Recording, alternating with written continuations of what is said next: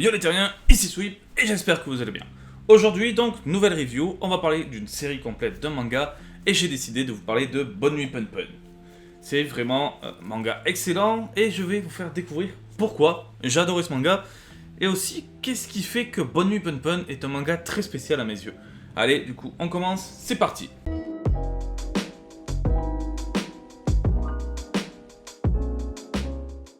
Bonne Nuit Pun Pun est une œuvre du fantastique Inyo Asano.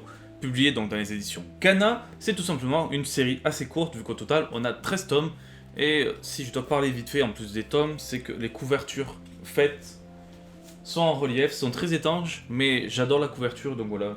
Vite fait pour parler des éditions Kana, l'édition que Kana a fait est vraiment très bien.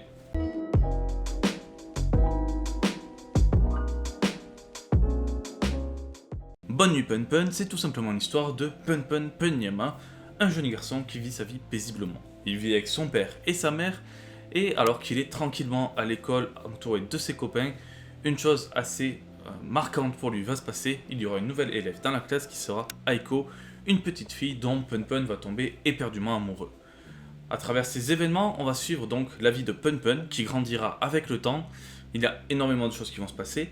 Il va donc se séparer, aller dans des lycées, des écoles, mais toujours il gardera Aiko à l'esprit parce que ce sera son premier amour, la fille qu'il a toujours aimée. Et en plus de ça, énormément de choses vont se passer derrière. Bonne Nuit Pun Pun est tout simplement un manga qu'on appelle tranche de vie, vu qu'on va y vivre la vie de Pun Pun en grandissant et à travers tout ce qu'il va traverser, mais il y aura aussi des aspects assez dramatiques et un effet psychologique renversant dans cette œuvre. Bref, je vous expliquerai tout cela tout de suite.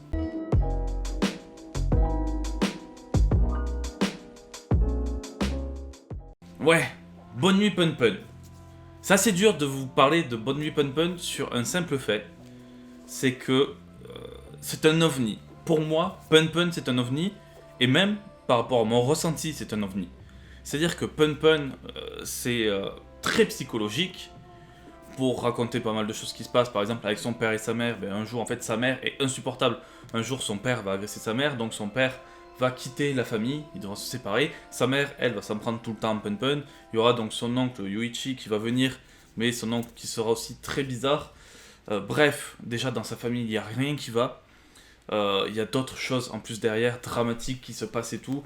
Je vous raconte pas la fin, où en plus on part dans un délire complet, mais on voit tout l'effet dramatique, psychologique. Bref, c'est un aspect très sombre, où au départ on se dit que voilà, Pun Pun c'est un petit garçon, tout va bien. Non, plus on avance dans les tomes, plus c'est sombre. C'est marquant, c'est brisant, mais dans mon avis, et j'ai eu la même discussion avec mon libraire, tu lis Pun Pun, tu te dis, c'est bizarre ce qui se passe, mais tu lis, et à la fin, tu prends une claque, t'as lu un truc étrange, marquant, qui des fois aborde des thèmes affreux, mais tu te dis à la fin, merde, j'ai aimé Pun Pun. J'ai aimé ce manga. Mais vu tout ce qui s'y passe, pourquoi on a aimé? Et pour moi, pour bien décrire Bonne Nuit Pun Pun, c'est pourquoi. Pourquoi tout ce qu'il y a? Pourquoi tout ce qui se passe? Il y a énormément de choses à dire pour Pun Pun, parce que c'est un tranche de vie, mais ça part tellement en live sur plein de points qu'il y a beaucoup de choses à dire sur Pun Pun. Par exemple, une des choses intrigantes, c'est que tous les personnages du manga ont un aspect de personnage de manga basique, sauf que Pun Pun et sa famille ont un peu cet aspect de poussin. Et ils changeront jamais d'aspect. Chaque fois qu'on les verra, il y aura cet aspect des personnages qui montrent que c'est la famille de Pun Pun, on les reconnaît comme ça. Et ce qui est très intriguant, c'est qu'on sait aussi qu'ils ont une véritable forme, parce qu'on a certaines petites cases où on dessine plus proprement le visage, le corps des personnages, mais on ne le montre pas entièrement. Et c'est comme ça qu'on voit par exemple certains aspects donc de son oncle, certains aspects aussi de Pun Pun. On aperçoit certaines parties de son corps sur des dessins très réalistes. On se dit putain mais à quoi il ressemble. Et même quand on arrive à la fin c'est frustrant parce qu'on ne sait pas réellement comment est Pun Pun. Donc il y a ce côté mystère qui est en fait une très bonne chose parce que à mes yeux, pourquoi c'est dessiné comme ça, et c'est comme ça que moi je le perçois, c'est un peu comme l'analyse des profs de français sur des vieux livres et tout ça, il te dit voilà l'auteur voulait dire ça, alors que c'est peut-être pas le cas. Moi comment j'ai perçu ce fait là, de dessiner sa famille comme ça, c'est qu'on leur montre pas totalement un vrai visage, pour qu'on s'identifie tous, et qu'on retrouve tous, à travers nous et notre famille peut-être, ce genre de comportement, ce genre de personnes pour s'identifier en plus là-dedans. C'est comme ça que je le conçois. Donc déjà, ça a un effet psychologique à travers tout un développement qui est très intéressant. Autre chose très marquante aussi dans Bonne Nuit Pun Pun, c'est que je trouve que ça nous intègre encore plus dans le personnage, c'est qu'on fait et on ne fait pas parler Pun Pun à la fois. C'est-à-dire que Pun Pun parle, mais il n'a jamais réellement de bulle où on le fait parler. En fait, Pun Pun va parler dans une case en noir, comme si on nous mettait ses pensées, sauf que des fois ce sont ses paroles, et c'est comme si ça sortait de notre bouche. On va pas faire parler un personnage, dans notre tête, on va lire cette phrase qui est en dehors de tout, comme si on la disait nous-mêmes, comme si on était Pun Pun. C'est pour ça que il y a beaucoup de choses très intéressantes dans Pun Pun, et même dans les choses qui se passent et tout, c'est génial. En fait, Pun Pun va être un enfant torturé, le fait que son père soit parti, qu'il vive avec son oncle, son oncle donc trouve une copine et tout ça, et un jour Pun Pun couche donc avec la copine de son oncle. Je dis ça parce que ça a aucun impact dans le scénario, c'est pour ça que je le dis, mais voilà, il y a énormément de choses qui se passent. Et ce qui est intéressant aussi, c'est que Bonne Nuit Pun Pun, c'est pas juste l'histoire de Pun Pun. On a énormément de personnages là-dedans, et même si on suit quasiment, allez, 70% Pun Pun, à côté, on a d'autres histoires. Par exemple, quand ils sont tous grands, on suit beaucoup donc Shimizu et Seki, qui sont deux amis d'enfance de Pun Pun, qui ne l'ont pas revu depuis longtemps, mais qui, eux, ont gardé justement ce lien entre eux. Plus on avance dans les tomes, plus on comprend aussi pourquoi les deux sont très liés, pourquoi ils sont tout le temps ensemble. Et à travers de ça aussi, on a un truc très étrange qui arrive au bout d'un moment, avec un personnage très particulier. Ce personnage étant donc Tochiki, alias Pegasus, qui forme justement cette forme de secte où il nous parle du futur, il dit que tout va mal se passer, tout ça, qu'il essaie de trouver des gens pour être dans l'harmonie, qu'il y a des points noirs aussi, des choses... En fait, il y a un aspect de secte et complètement délirante, où il parle presque de multivers, ou d'un avenir qui doit arriver, et qu'il y a justement des points noirs qui provoquent cela, qui doivent éliminer et tout. Donc on a cet effet de secte, on a donc ces deux amis d'enfance, on a quand il grandit aussi Sachi qui croise une fois, qui après plus tard la croise plusieurs fois, où on vit aussi une partie de sa vie et tout. Donc c'est pas juste l'histoire de Pun Pun, c'est qu'on a aussi plein de choses imbriquées à l'intérieur qui font que on ne suit pas que Pun Pun, on suit une tranche de vie en général où on croise plein de personnages différents et donc plein de petites histoires.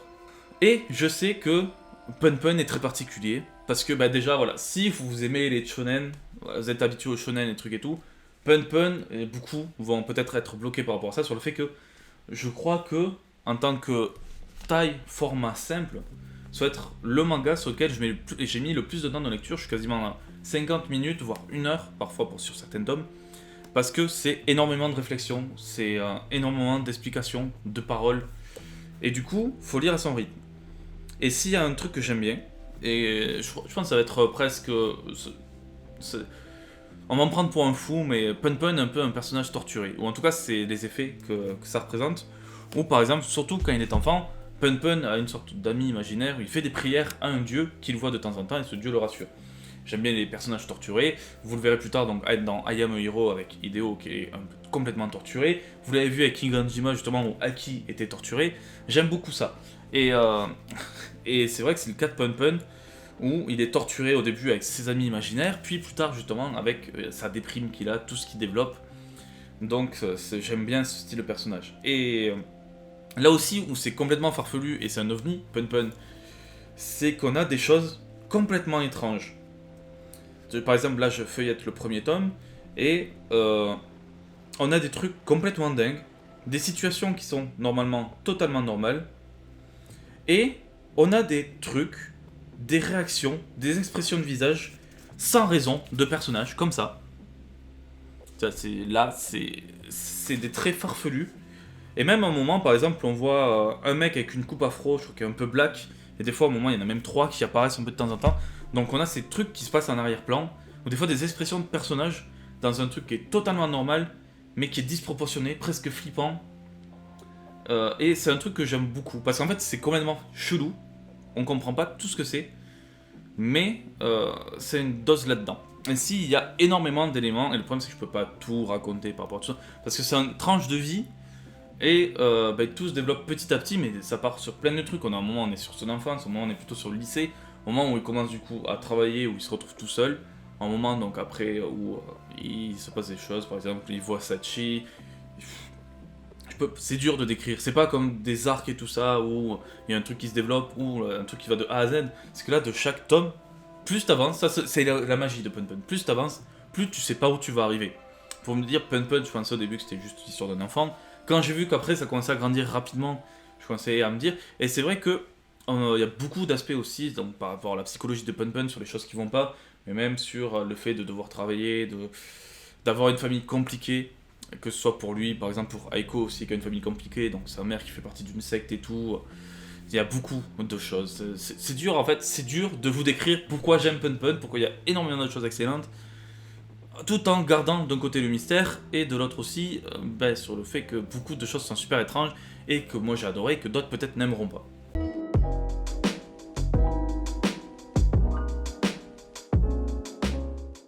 Ainsi, si je dois vous conclure pour Bonne Nuit Punch, c'est vraiment un manga très intriguant que je conseille, que beaucoup. Je connais énormément de personnes qui ont adoré Punch et je comprends pourquoi, mais je comprendrai aussi, vu tout ce qui s'y passe, pourquoi certaines n'aimeraient pas. Parce que comme je l'ai dit dès le début, j'ai aimé Punch, mais j'arrive pas à comprendre pourquoi, tellement c'est bizarre.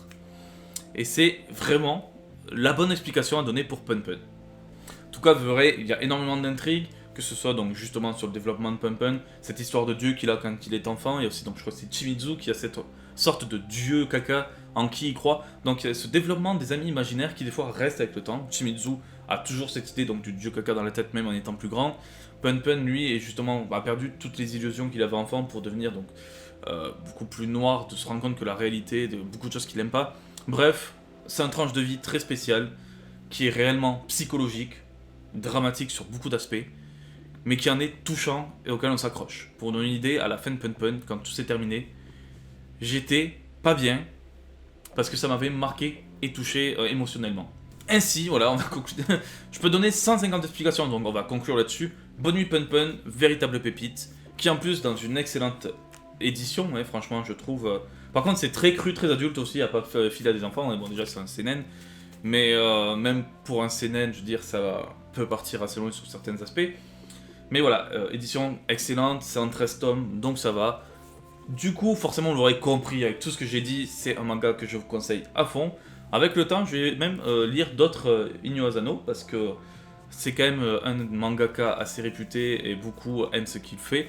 Et vu que j'ai kiffé Punch, je pense que j'en ferai d'autres à l'avenir.